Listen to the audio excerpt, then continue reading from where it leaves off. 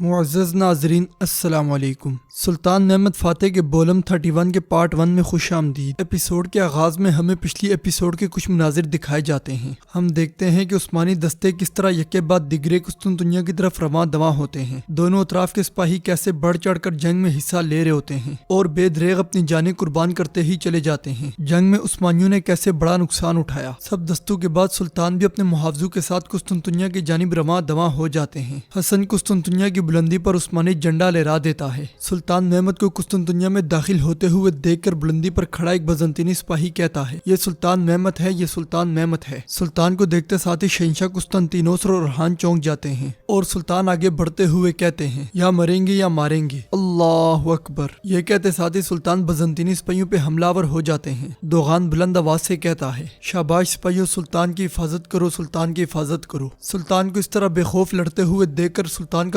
پورا لشکر بزنطینیوں پہ ٹوٹ پڑتا ہے اور وہ بزنطینی صفوں کو چیرتے ہی چلے جاتے ہیں۔ یہ دیکھ کر شہنشاہ قسطنطینوس کہتا ہے، محمد یہاں ہے، محمد یہاں ہے، سب نیچے جائیں، سب نیچے جائیں۔ شہنشاہ کی بات سنتے ساتھ ہی بزنطینی سپاہی سلطان اور ان کی فوج کی جانب دوڑ پڑتے ہیں۔ ادھر فصیل پہ کھڑا حسن جھنڈے کو مسلسل لہرا رہا ہوتا ہے۔ اسی دوران مہان اتارس آتا ہے اور ایک زوردار لات رسید کر کے حسن کو دیوار سے نیچے پھینک دیتا ہے۔ یہ دیکھ کر اسحاق چلاتے ہوئے کہتا ہے، حسن حسن حسن، جبکہ بلندی پر کھڑا نوترس کہتا ہے، یہاں سے ترک ہرگز نہیں آ سکتے، فضول میں کوشش نہ کرو۔ زمین پہ پڑا ہوا حسن تکلیف سے کراتے ہوئے نڈھال ہو جاتا ہے۔ دوسری طرف سلطان بالی صاحب اور باقی لوگوں کے ساتھ مل کر بزنطینی صفوں کو چیرنے کی کوشش کر رہے ہوتے ہیں۔ دوغان، سلیمان اور بطال بھی بلند حوصلوں کا مظاہرہ کر رہے ہوتے ہیں۔ شہنشاہ سلطان محمد کی جانب اشارہ کرتے ہوئے کہتا ہے، اسے مار دیا تو معاملہ ختم ہو جائے گا۔ یہ سن کر اورحان کہتا ہے، یہ معاملہ میں سنبھالوں گا، یہ معاملہ میں سنبھالوں گا۔ شہنشاہ مزید کہتا ہے، محمد کا سر لے کر آنے والے کو سونے میں نہلاؤں گا، سب نیچے جائیں، محمد تم مرو گے، تم مرو گے۔ شہنشاہ کی بات سنتے ساتھ ہی بزنطینی جوگ در جوگ سلطان کو روکنے کے لیے نیچے کی طرف دوڑ پڑتے ہیں۔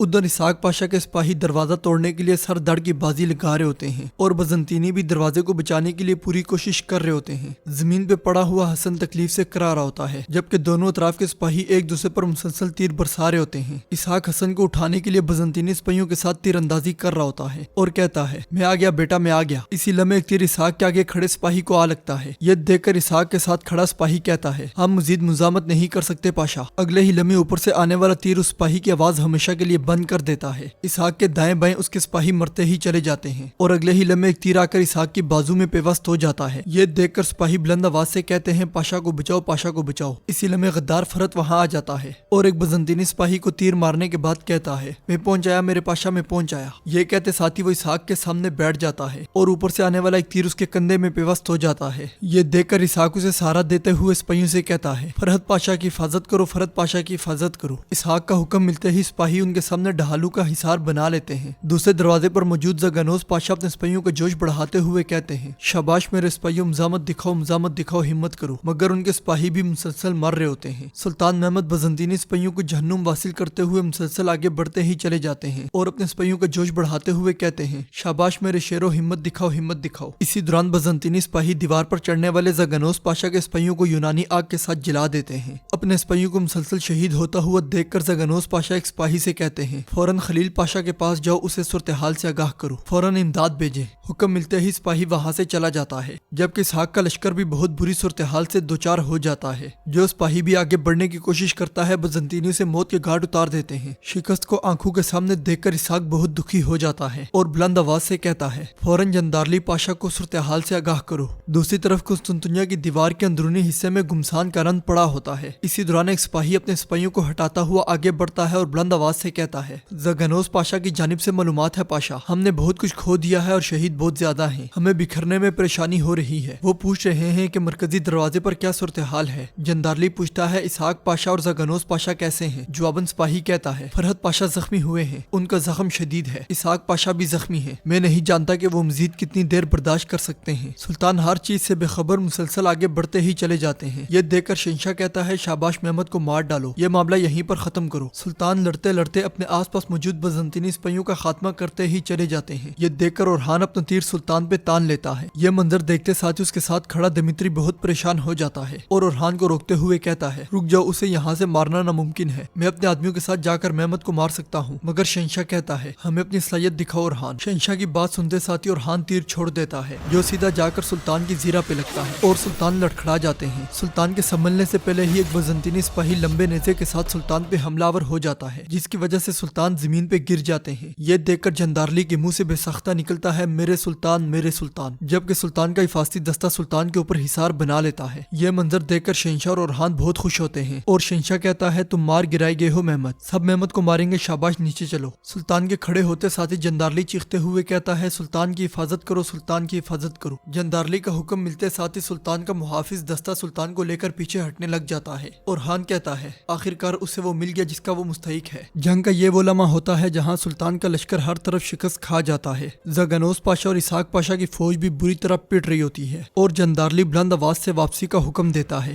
حکم ملتے ساتھ ہی سلطان کی فوج پیچھے ہٹنے شروع ہو جاتی ہے۔ یہ دیکھ کر سلطان کہتے ہیں گرو نہیں، ہمت نہ ہارو، مگر جندارلی مسلسل واپسی کا حکم دے رہا ہوتا ہے۔ سلطان اپنے حفاظتی دستے کے ساتھ پیچھے ہٹتے ہوئے کہتے ہیں واپس مت مڑو، واپس مت مڑو۔ جندارلی کہتا ہے یہ واپسی کا وقت ہے، یہ واپسی کا وقت ہے۔ دوسری طرف موجود زگنوس پاشا بھی اپنے سپاہیوں کو پیچھے ہٹنے کا حکم دے دیتے ہیں۔ عثمانی فوج کو پیچھے ہٹتے ہوئے دیکھ کر شہنشاہ بہت خوش ہوتا ہے اور کہتا ہے یہ جنگ ہم ہی جیتیں گے، قسطنطنیہ ہمارا ہی رہے گا۔ فوج کو پیچھے ہٹتے ہوئے دیکھ کر سلطان کہتے ہیں تھوڑا سا رہ گیا ہے، پیچھے مت ہٹو، پیچھے مت ہٹو۔ دوسری طرف بزنطینی سپاہی مسلسل یونانی آگ برساتے ہی چلے جاتے ہیں اور زگنوس پاشا کے حکم پر ان کا دستہ پیچھے ہٹنا شروع کر دیتا ہے۔ سلطان کا حفاظتی دستہ بھی سلطان کو لے کر مسلسل پیچھے کی جانب رواں دواں ہوتا ہے۔ عثمانی فوج کو شکست کھا کر پیچھے ہٹتے ہوئے دیکھ کر شہنشاہ بہت خوش ہوتا ہے۔ عثمانی فوج قسطنطنیہ سے نکل کر جیسے ہی پیچھے ہٹتی ہے، بزنطینی سپاہی ان پر تیروں اور توپوں کے ساتھ حملہ آور ہو جاتے ہیں۔ شہیدوں کے ساتھ ساتھ عثمانی فوج میں بے شمار زخمی بھی ہوتے ہیں۔ سلطان خود کو چھڑا کر ایک سپاہی کو پکڑتے ہوئے کہتے ہیں میرے حکم کے بغیر کہاں جا رہے ہو؟ جواباً سپاہی کہتا ہے خلیل پاشا نے واپس مڑنے کا حکم دیا ہے۔ یہ سن کر سلطان آگے بڑھنے لگتے ہیں تو سپاہی انہیں روکتے ہوئے کہتے ہیں سلطان معظم آپ کمانوں کے دائرے میں رہیں۔ سلطان غصے سے پوچھتے ہیں جندارلی پاشا کہاں ہے؟ آؤ جندارلی آؤ۔ سلطان کی فوج مسلسل پیچھے ہٹتے ہی چلی جاتی ہے۔ میدان جنگ سے پیچھے ہٹتے ہوئے بھی عثمانیوں کو شدید نقصان اٹھانا پڑ رہا ہوتا ہے۔ جندارلی پیچھے ہٹتے ہٹتے سلطان کے پاس جا پہنچتا ہے۔ سلطان کہتے ہیں میرا حکم صادر ہونے سے پہلے واپسی کا کیسے کہہ سکتے ہو؟ کیسے؟ بس تھوڑا سا رہ گیا تھا، بس تھوڑا سا رہ گیا تھا، ان کے سر گرنے ہی والے تھے۔ یہ کہتے ساتھ ہی سلطان آگے بڑھنے لگتے ہیں تو جندارلی انہیں روکتے ہوئے کہتا ہے سلطان معظم تھوڑا سا نہیں رہ گیا تھا، ہم میں سے زیادہ تر لوگ زندہ نہیں بچے۔ جواباً سلطان کہتے ہیں ایسی کوئی بات نہیں ہے، میں چاہے اکیلا ہی کیوں نہ رہ جاؤں، میں پیچھے نہیں ہٹوں گا۔ جندارلی سلطان کو روکتے ہوئے کہتا ہے ہمارے لیے جال بچھائے ہوئے ہیں سلطان، وہ ہمارے آنے کے بارے میں پہلے سے جانتے تھے، ہمارے ہر منصوبے پر انہوں نے جال بنایا ہوا تھا۔ مگر سلطان آگے بڑھتے ہوئے کہتے ہیں حملہ کرو، حملہ کرو، ہم پیچھے نہیں ہٹیں گے۔ جندارلی سلطان کو پیچھے کرتے ہوئے کہتا ہے میں اس ریاست کا وزیر اعظم ہوں، یہاں تک کہ آپ ہی کیوں نہ ہوں مجھے حفاظت کا وظیفہ سونپا گیا ہے۔ اسی دوران بلندی پر موجود بزنطینی سپاہی تیروں کی بارش کر دیتے ہیں، جس کے نتیجے میں سلطان کے آس پاس کھڑے بہت سے سپاہی تیروں کا نشانہ بن جاتے ہیں۔ اگلے ہی لمحے بزنطینی سپاہی توپ سے گولے برسا دیتے ہیں۔ ہر طرف تباہی دیکھ کر جندارلی سلطان کے حفاظتی دستے کے سپاہیوں سے کہتا ہے سلطان کی حفاظت کرو، سلطان کو لے جاؤ۔ سلطان مسلسل نہیں نہیں کہتے ہیں، مگر جندارلی سپاہیوں کے ساتھ مل کر سلطان کو لے کر پیچھے ہٹتا ہی چلا جاتا ہے اور کہتا ہے سلطان میں آپ سے وعدہ کرتا ہوں کہ ہم پھر سے آئیں گے، مگر فی الحال واپسی کا وقت ہے۔ سلطان چلاتے ہوئے کہتے ہیں مت کرو لالا مت کرو، دیکھو ذرا شہر گرنے والا ہے۔ یہ کہتے ساتھ ہی سلطان دکھ اور غم سے نڈھال ہو جاتے ہیں اور اس کے ساتھ ہی عثمانیوں کی شکست لیے ہوئے سورج غروب ہو جاتا ہے۔ ناظرین آپ کے خیال میں عثمانی لشکر کی شکست کی وجوہات کیا ہیں؟ ہمیں آپ کمنٹ باکس میں ضرور بتائیں۔ رات کے وقت قرارگاہ میں شہیدوں اور زخمیوں کی بہت بڑی تعداد موجود ہوتی ہے۔ غدار فرحت کو سپاہی زخمی حالت میں لے کر آگے بڑھ رہے ہوتے ہیں۔ وہاں موجود جندارلی پرنام آنکھیں لیے ہوئے ہر طرف کو معائنہ کر رہا ہوتا ہے۔ اسحاق کہتا ہے فرحت پاشا مجھے بچانے کی کوشش میں شدید زخمی ہو گیا، مگر غم سے نڈھال جندارلی اسے کوئی جواب نہیں دیتا۔